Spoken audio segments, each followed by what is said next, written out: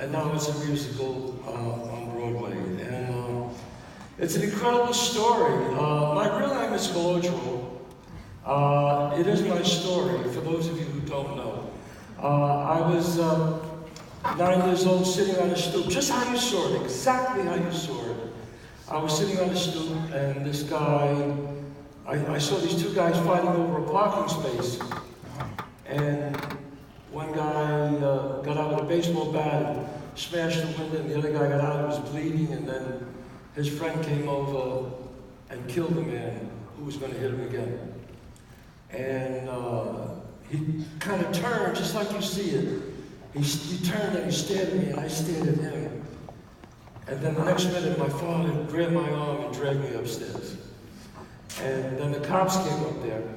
Now, what you saw in the movie, when the cops came up, I never really went down.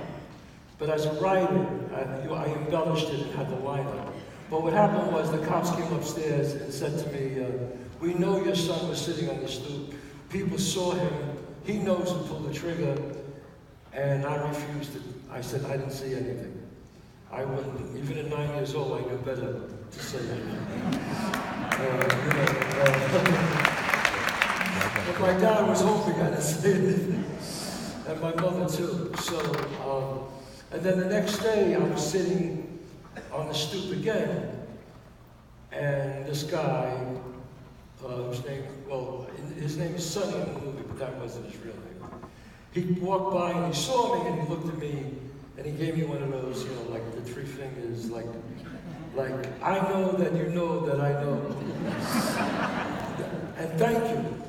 And that's how the whole thing started. And then after a while, he would ask me to go get him, cigarettes or go to the store. And then after a while, I started getting cappuccino for all these guys. And all of a sudden, I found myself, he befriended me. And people always ask me, what's the most important thing about Bronx Tale? What's the interesting thing about it? What makes it the story so lasting? And I always tell them, it's not about black and white. It's about gray and gray. See, Sonny was a bad guy. He was. But he was also a great guy. And he was also a guy who didn't want me to do what he did. So he told me the same exact things that my father told me. But my father said he didn't care what Sonny told me. He didn't want me hanging around with those guys because he felt that I would be influenced by them. And he was right. I was getting influenced by them. And he said, you'll get in trouble just by being with them. And he was right about that. As you saw some of the scenes with the bikers and things like that, where I was right there and I could have gotten hurt. And I tell you the beginning of that because the way this whole thing happened, the way Bronx Tale happened, I was a young actor, and I had to tell you that beginning story because then in 1986 I was a young actor and I was working at a few clubs. I was bouncing in a few clubs because there's any actor because you run out of money. So you have to do something. So I used to box, so I got a job as a bouncer in a club. And one night, I was working there, and I didn't let this guy in. It was 1986, and the guy was really, really nasty to me. He says, don't you know who I am? And I always said, when somebody looks at you and says, don't you know who I am? That's the kiss of death.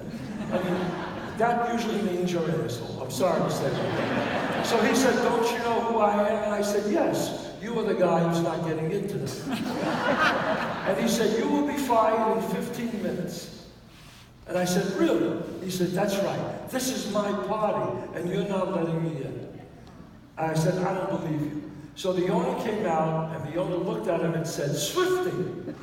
And the person was Swifty Lazar, the most famous agent in the world at the time. And I just said nasty things to him and refused him to get into his own party. So just like he said, in 15 minutes I was fired. So I went back to my apartment in West Hollywood, and I said, what the hell am I going to do with my life? I was acting in New York, and I went out to LA. I had some success, but not a lot. So I said, you know what, if they won't give me a great part, then I'll write one myself.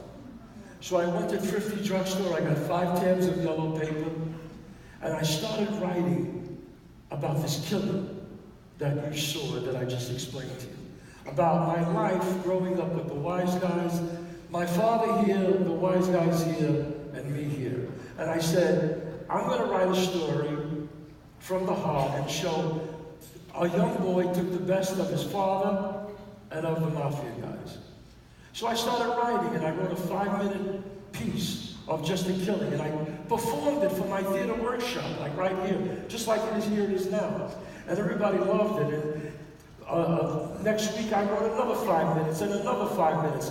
Then after 10 months, I was determined not to waste my talent, because my father always said the saddest thing in life is wasting talent. So I said, if they won't give me a part, like I said, I'll write one myself. So after 10 months, I had this one-man show where I played all the parts, everything. And so I asked a friend of mine who lent me money, and I performed it in Hollywood, and bam! I went from nowhere to an explosion to be the hottest guy in Hollywood, the hottest actor and the hottest writer.